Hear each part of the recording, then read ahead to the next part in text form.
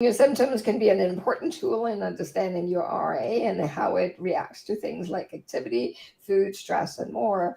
And it can be very empowering kind of knowledge, helping you to have better conversations with your doctor. Today, I'm joined by Christina Montoya and Eileen Davidson for another talk over RA event. We'll dive deeper into the different ways we keep an eye on our symptoms and how we use the results. So, welcome. Hello, everyone. Thank you so much for joining me on another live after live after live.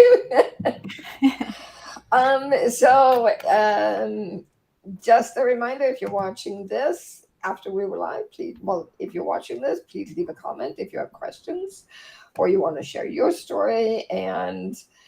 But if you're watching after we were live, please add your comments and questions because, we can absolutely answer those afterwards. So let's dive right in with a little bit of an introduction.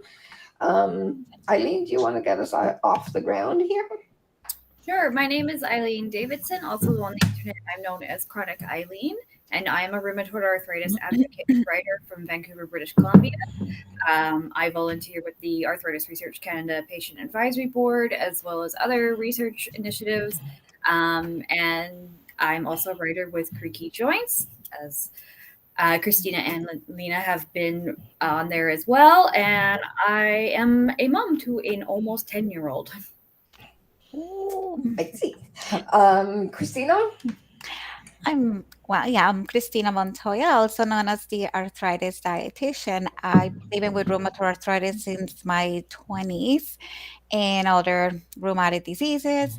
And I became a patient advocate by accident, and I love really empowering other patients and how to lead anti-inflammatory lifestyle without unnecessary restrictions. So here we are.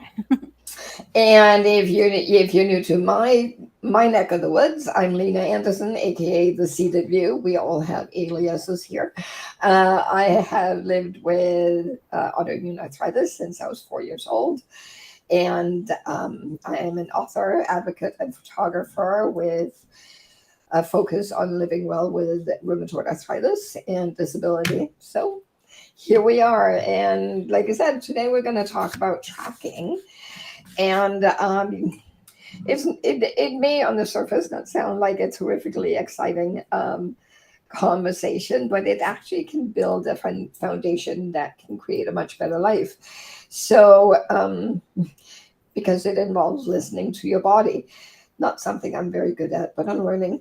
It's an important part of staying ahead of RA, like figuring out how are you today, how does that impact the rest of your day. So, next question is, how do you monitor or track or keep an eye on your symptoms, your body, your fatigue, etc.? Christina? Well, I try different methods and I think I'm an old school and I still like to write things down. I like notebooks or journals, but I did have an experience last year which was very helpful. I actually kind of tracked like during a 2 month period because I was going through a really rough like RA flare up. And I click on everything like my medications, food, lifestyles, and every single thing. And one thing that I actually brought up to my rheumatologist was that we saw a pattern that it was recurring infections and then recurrent antibiotics. So it was I almost kind of put it in one piece of paper and like per day for a whole like 2 consecutive months, and I was gonna do a like checklist. And then even the rheumatologist saying like, oh, like this is happening right before you get or right after the infusion. So Mhm. let's see what's going on. So that was very helpful because there's so much information that it's so difficult to really just kind of relate that to actually show it to the rheumatologist. And that gives them really prime information because sometimes our biomarkers are or inflammatory markers are normal, but Mhm. our bodies are not. Right. So you basically used like you did a table on a piece of paper and I just did it.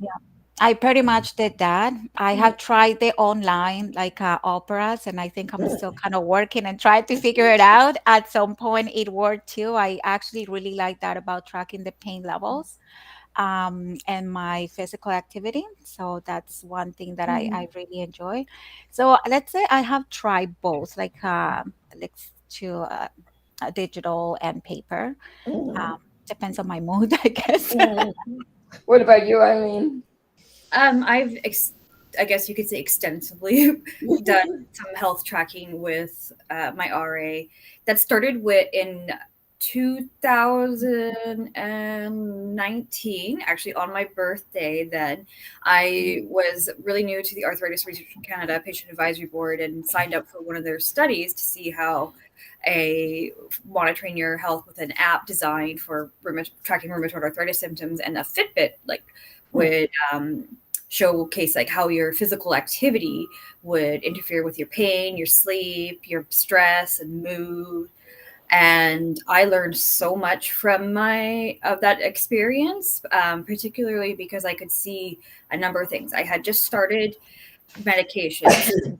It was I was able to see how the medications would reduce my pain, how I would have more symptoms getting closer to my infusion. I was also able to see things like how my period would affect my rheumatoid arthritis. Like about a week before my period, I would get more pain, my sleep would get worse, I would get night sweats, because you can type in like what symptoms you are. So it's very much like kind of writing things down on a piece of paper, but it's in an app. And then you have a graph that shows like your physical activity. So say like I walked the Vancouver seawall because I thought I would never be able to do that when I was diagnosed. So I did it one day, and it was over 27,000 steps, and I could see that definitely, was too much for me. But at the same time, I also was like, I have that printed out, and like now I can just be like, remember that day that you did something that you thought you'd never be able to do after your diagnosis. And so that gave me a kind of thing that I don't think that, most people would be able to get when they're tracking their health, that, that little boost, that memory. But also it helped me understand like how to talk to my rheumatologist a bit better, and like to bring up these patterns like Christina was just saying. And I found that incredibly important. And it just gave me a deeper sense of knowing rheumatoid arthritis and like how it impacts my day. And it's really helped me with pacing myself. I still do the traditional write down my symptoms, like, because I think I remember it easier when I physically write it down with a pen. But I still also, not always do I track, but when I have to do like a medication change or trying to get into a routine or after an accident or any big change, because chronic illness is so bumpy, you don't necessarily need to always track. And I found after I have tracked that I have a lot of these things ingrained in my head, and like the understanding that I have now. And so, yeah, it's a very passionate topic to me. Yeah, and it's interesting because I've done Facebook Lives where there's a lot of people watching, and this one, well, let's just say everybody's planning to watch later, but it's not about how many people watch, because it's something that, as you, I'm really passionate about. I have never tracked. Like, I grew up in a time before anything tracking, and back when there were no effective treatments. So basically, seeing a doctor was about like you go in, you get a joint injection, or you get your joint tapped, or you get the steroids, or you get more or less painkillers. Like they're or you get sent off for blood tests, X-rays to see how bad things are, but there was no actual like structured way of let's try to make this better. So tracking or paying attention to my symptoms was really not a thing. Like it was a much more passive time. Um, but I would say that I sort of over time learned pattern recognition. Like it's like I have a little switch in my head that flips when there's a pattern going on and it says, "Hey, you should pay attention to this." Sometimes it takes a really long time, because I'm sure you know that when you're not feeling well, you kind of go into this fog where you're just moving forward without paying attention, because that feels like your only option. I like to say that RA can kind of sneaky because they can kind of gradually get worse and worse without you noticing. A little like that story about boiling frogs, which is horrifying, but nonetheless, that it's, if you put a frog in a pot of cold water and gradually turn it up, it'll stay in the water. But if you put a frog in boiling water, it'll jump out, which I don't think is actually the way it works. But never mind. But I think with RA can be that hot water that just gradually it's warmer, and then you get really far down the road before you realize that something bad is going on. Mhm. And I never really tracked because I didn't learn to, and I'm a stubborn person, but when it comes to sticking to doing something every day, I'm not good at it. I tend to get bored and wander off. So, but something I did last year, I decided I was going to figure out how to pace myself. So I do this thing where every day I start the day by spending 1 minute checking in with myself, and I rate it in my planner. Where every day I rate myself on my physical health, my mental health, and my fatigue. And Mhm. I rate it like I give it a letter grade, like from A to D, and D is the I can't do anything day, right? And to me, that worked. I also get to play with markers because they use different colors, but it gives me a really quick overview of trends.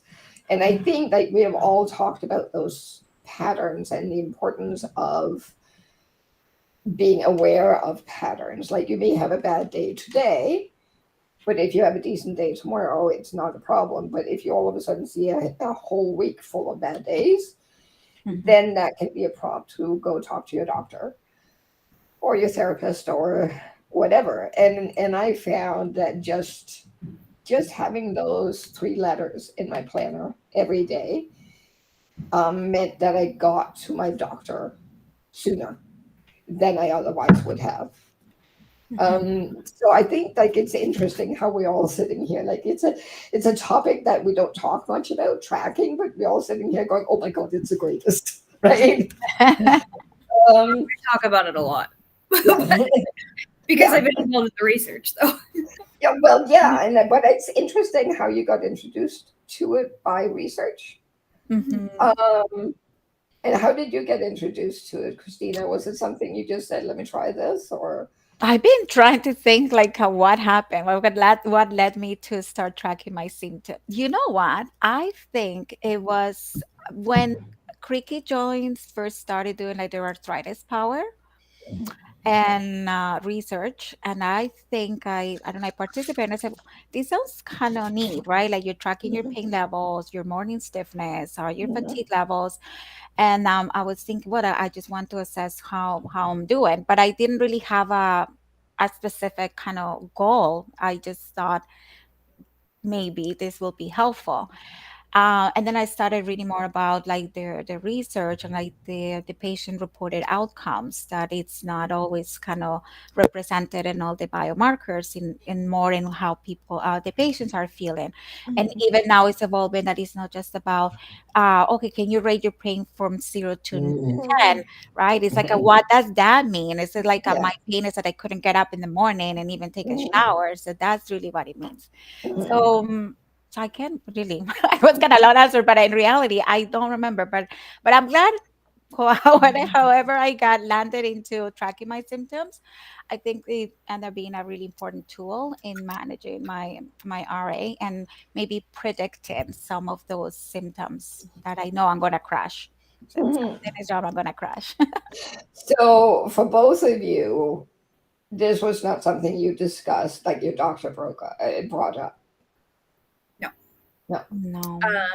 it was because I got involved in the research Yeah. that happened, and I I unfortunately haven't. I really do wish that rheumatologists kind of knew a little bit about this, because I think that it would really help a patient when they're newly diagnosed, and Mhm. also just switching treatments. Mhm.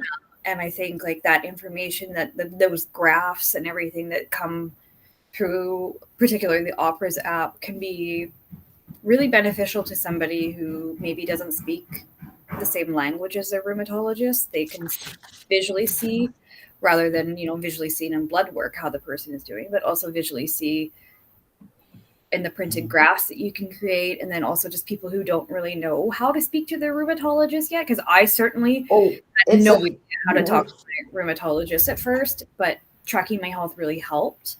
And yeah, so I think it's just something that needs to be more like promoted, but there are accessibility issues with it. Of course, Fitbits are really expensive. And it's not compatible with all phones. And it's not exactly the easiest thing for some elderly patients or people who don't understand English very well, because it's mostly in English. And yeah, so I'm hoping that, by being a patient partner in the research, that these are going to become easier and more accessible for more patients. What was that? The app, is that the Fitbit app that you're talking about? Yeah. So it's called Operas, which is the app. It's on demand. Something.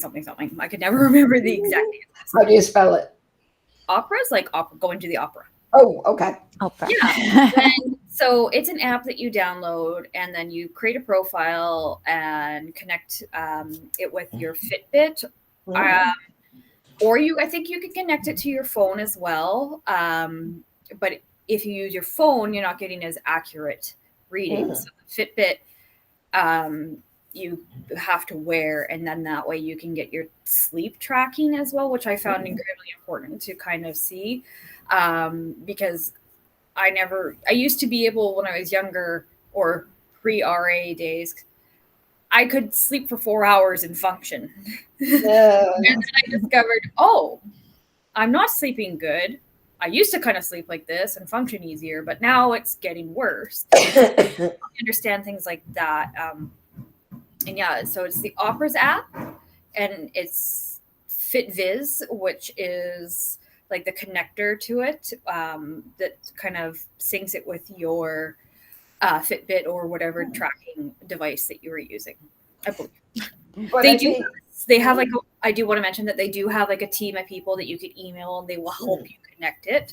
They are extremely great at guiding patients and helping them out with setting it up. So if somebody is interested in it, they just need to reach out to Arthritis Research Canada, and they can get hooked up.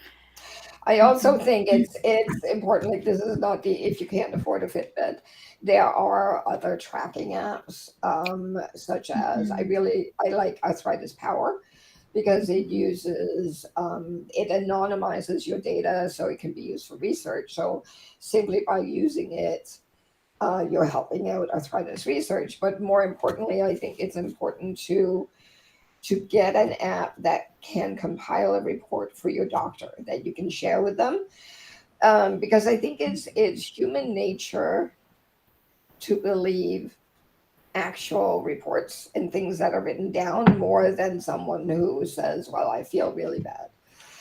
Because it can be really difficult to have that discussion. Like you said, Eileen, it can be really difficult. Well, it's a learned skill to talk to your doctor and how to do it effectively. And I think having that report that you can share with them, maybe email ahead of your meeting, it means they have the data.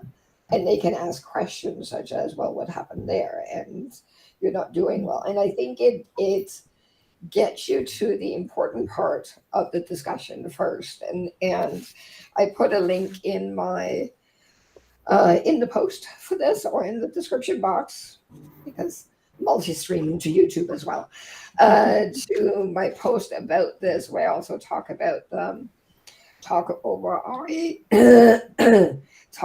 RA discussion guide, and how your tracking results can be useful in putting together kind of your list of issues and questions, etc. So, which brings me to the next question, like, how do you use the results of your tracking? And I think both of you have talked a bit about that. You look like something bad happened all of a sudden. What happened? Pat just brought in a mouse. Oh, Okay. Well, how about Christina? You can look I, into it. it's fine. You go do your Why thing. do I put my camera on? No, no, it's okay. I will hide you from the live screen temporarily. No, sorry. You hit me. Well, yes, There we there you go. are. Okay. Um, Wow. I love live broadcasts. It's so much fun. That is so interesting. Yeah. Oh gosh. Okay, my husband just came home. He wants to make me a gordita. A gordita. Well, You know, have I you tried a support that. gordita? Okay. But Okay. let's talk about how All a right. little. Let's dive into a little more about how you use your results from tracking. Like you talked about using them in your medical appointments, but do you also use them like in your everyday life? I do specifically. I would say there's three main areas where I use the symptom tracking. So whenever I'm having a flare up, so just to see, or I'm about to have a flare up, I start tracking my symptoms, and I really try to see to check overall everything. So from the mental health, physical health, kind of how pain fatigue is affecting me. And I also consider other areas that can affect not only just rheumatoid arthritis, because we also have other comorbidities. It's just Sjogren's sometimes kind of mimics or like kind of overlaps some of the symptoms. So if I'm having increased dryness of my eyes and my mouth and my skin, extreme fatigue, it might be overlapping other conditions. So that's kind of what I do. I try to see and analyze when I have a flare up, when I'm starting a new treatment. Definitely, I at least I try to track for a month, because some of the treatments can take up to like even 8 weeks, 6 to 8 weeks to kick in. So I think it's important to really have. So I do track that. And also for me, nutrition and physical activity is important. So I try to track all those kind of trigger foods. um oh, not necessarily kind of trigger foods, but like, let's see, like something that has changed in a day. And then it's kind of the third time, the one thing that I'm using lately is just I've been seriously tracking my mental health and my interactions with others, socializing. I'm trying to get myself out of there. So not just to kind of focusing on the physical part of the disease, but also on the mental and social part of my condition. Like I might isolated myself too much. So I've been including those areas recently and sharing that with my rheumatologist. I love how Eileen is now back looking cool as a cucumber. I won't feel cool. What happened? Oh my God. She's like a Was it still alive? Do we want to know? Okay. All right. It was the little one too. Oh, well, she came and gave you a gift. Yeah. Yeah. What was the question? I'll be screaming. Well, Eileen looks like it's happened before. So there was this whole, oh, this again. I need to go Yeah. deal with this. No, the question was like we've talked about how we use tracking data and specifically about our physical health with our doctors, but have you also used it in the rest of your life, like to make changes in your life? Oh yeah, absolutely. I started using it when I was trying to get into better shape. So that was really empowering to me because I remember a time when I was just diagnosed with rheumatoid arthritis, which was in 2015. I was 29. I was really out of shape, and I could barely handle walking to the SkyTrain, which was only a 6-minute walk, flat surface. I could barely handle grocery shopping, just walking around the store. So when I started tracking my health and with the help of medications and everything, I was able to see how I was able to increase my steps and my physical activity and handle more in a day, which um, was extremely beneficial for me, understanding like that I was getting closer to living better with rheumatoid arthritis. Fortunately, I'm not there at how I was because of pandemic. But Yeah.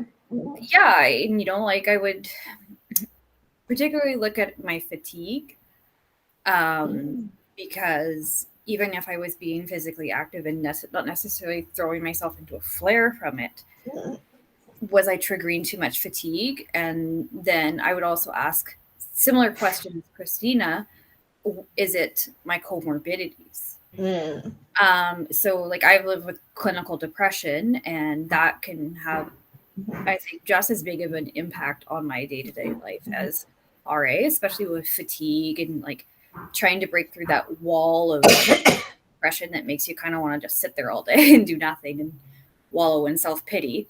mm. Um, Nothing wrong with a little wallow now and a again. little bit, but when It's when it becomes a lifestyle. Yeah. yeah, and so it really kind of helped me figure out like my comorbidities too. So Mhm. okay, um, if I was experiencing pain in certain joints, I would track that pain, see if if I was doing anything that would trigger it, and then bring it up to my rheumatologist, who would then run imaging, and I would discover things like I have osteoarthritis Mm, in some mm, joints, okay. or I was able to kind of discuss things a little bit easier just by using examples like, well, I'm not feeling any RA flares right now. Why is my fatigue so high? And, they would point to, Mm, well, it could be fibromyalgia and depression, which because I could track my stress as well, and stress was a huge indicator or cause of me having really high depression or mm, fibromyalgia flares. mhm, mm. No, and I think like you, my little grading system has been really useful, like both in not only in terms of my physical health, but especially fatigue and mental health as well. Like it will tell me when I need to take time off, when I need to maybe book an extra session with my therapist. And I would say, like many of us, the last 2 years have been very difficult, mental health wise, and it actually tracking how I feel made me realize that, for instance, that my fatigue, which has just spiraled over the last 2 years, where it was more likely related to my mental health. And that really helped me take action. And I'm about to make some changes to how I do things, that have on the surface nothing to do with my health, but it is because of my health. I'm going to make those changes so I am not so tired out all the time, and to improve my mental health. So I think it sounds like we are all big fans of tracking, and highly recommend that you start exploring. And you can try any of the systems that we've shared with you, and you may you out there watching, maybe one of the people who find digital tracking something you can stick to. It sounds like none of us can. Um, but if it does, if one way doesn't work for you, just remember there's a bunch of different ways to do this. So just to wrap up, you're both participating in this year's Talk Over RA. So let's talk a little bit about what's coming. Hello, Peanut the Hunter. Uh, she looks so self-satisfied. Um, so, Christina, what have you been up to? Yeah, so this month, like again, it's been kind of a little hard on my mental health. So I've been a little bit in the background, but I've been mostly on Instagram. So I've been sharing more about information on nutrition and lifestyle. And today I was really excited because I actually published something about a study that spoke about RA remission and nutrition, specific diet. So I kind of wanted to dive into it. That sometimes when it sounds too good to be true, and it was fascinating because when I said, well, this RA study, okay, included the RA patients, but they made sure that they were in RA remission for a year. Oh. But then when they concluded that, oh, yeah, but like this particular restrictive diet, which I really didn't like that privative diet or elimination diet, it kind of was permanent in that study. But the conclusion was like, oh, excuse me, oh yeah, this study, this gluten-free, lactose-free, red meat-free diet might help, Mhm. but but make sure that you are under stable drug treatment for your RA. And but the title didn't say that, right? So I think it's really kind of showing to our patients that to be very careful of what you read and to really interpret like kind of the science properly. So I've been trying to advocate for that, and that will go further for next week because I'm really excited about Eileen's webinar as well. That's so it's of September 28th. So Eileen, please tell us more about that.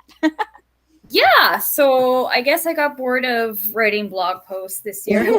So big, and I'm really excited because right now we have 225 people already registered, and that's pretty good for a webinar. And I'm really excited because I've invited some of the researchers from Arthritis Research Canada to join us. I've hand selected these people for the incredible wealth of knowledge that they have and the way that they also speak with patients. And their expertise is just incredible. And I've also selected you two lovely ladies because we are a power team.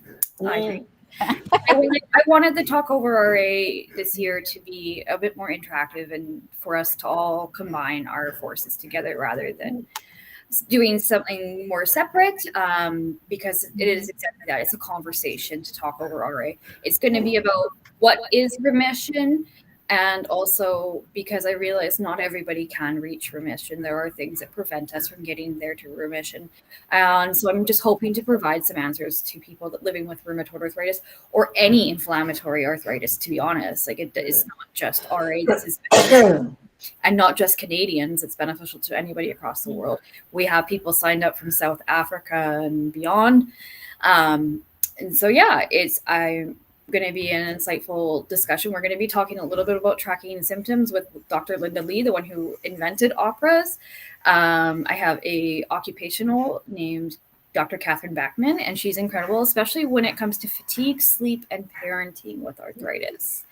I've also invited Dr. Susan Bartlett, who is an ex-radio show host and psychologist and has done incredible work around fatigue and mental health with arthritis, as well as Dr. Antonio Avina. And now he does mostly work on lupus, but lupus and RA are very similar, but he's incredibly knowledgeable as a rheumatologist and brings in an extra little bit of Latino flair with Christina. So I'm particularly really excited to see both of you have a conversation.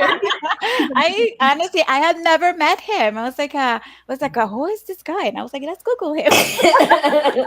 So he's incredible. He will light up the room. And so, yeah, it's a little bit longer in length webinar. However, I have scheduled important movement breaks for people to get up and kind of get some fresh air, whatever they need. As I know, sitting there for 2 hours with RA is difficult, but I'm trying to make it as easy for everybody as possible. Now, I will be dropping the link to register in the comment section or in the description box. Eileen, is there a deadline where you can't register, or does it go all the way up to the day before? I would say just right the day before or even day of. I'm not too 100% certain, but it will also be put up on YouTube after. So if somebody can't register or can't make that day, they can do that. Although if you can't make it and you are still interested in registering, please do so, because then you will have an email in your inbox in about 1 week after the webinar of the recording. It's going to take a week because I have a conference and everything in between then, but it will be all sent to you. And if you need an extra bit of reason to join us live next Wednesday at 2 p.m. ET, if you attend live, then you qualify for the prize that will be drawn again live for a bunch of swag, which includes contributions from all of us, and I think it's worth about $200. Oh, way more than that. Way more than that. Okay, I was wrong. How much? So I will go over this a little bit. So I have been donated a set of urban poles, Nordic walking poles, which are incredible. They're over $150 value alone. Cheryl Crow has offered her Room to Thrive program. Christina has a Eat Love. It's a Eat Love meal plan. I actually offer like a 60-minute, like a nutritional coaching plus the Eat Love for 3 months. So that's about like a $500, $600 Yeah. value. And And I'm offering signed copies of my books. mhm. Probably not the ebook, but you can get all three, two of them signed. Mhm. Mhm. As there was a bunch of other stuff too as well. Shirts from me and Michael Kolova, as well as I'm going to go and do a little bit of shopping, a little bit of a wellness basket. So yeah, Nice. I think that if one person wins that, they've got something very special there. Yeah. That sounds I great. want it. Yeah, I I know. Me know. I too. wanted to. I know. uh, But yeah, but you have to attend the live. Do you have to attend for the whole thing, or is it okay? Yeah, Like you're there? Yeah. I'm gonna make it a little bit difficult for that one, just because I don't want just register and don't watch, and then Yeah. win Yeah. it. Yeah. So yeah, Fair their name enough. has to be at till the end. Yeah. And yes, because that's where we are making the draw and announcing the winner, which is going to be very exciting. yeah. All right. Thank you so much. I will, like I said, put the registration information in the comments, which will take you to Eileen's contact information. I will also add Christina's Instagram handle so you can go and find hers, because I know you've done a several live broadcasts. Are you posting those in your highlights so you can? Yeah, so they're on the I think they recently changed the like Instagram on an update. But then tomorrow I'm going live with Eileen. So then we're going to also talk more about the talk over our webinar next week. So please stay Mhm. tuned. I'm gonna All pop that. righty. All righty. Thank you so much. And thank you so much for watching. And we'll see you next week at the webinar. Yay. Bye. So cute. Okay, we're off. Oh, Oh, fabulous. Why little are you hunter.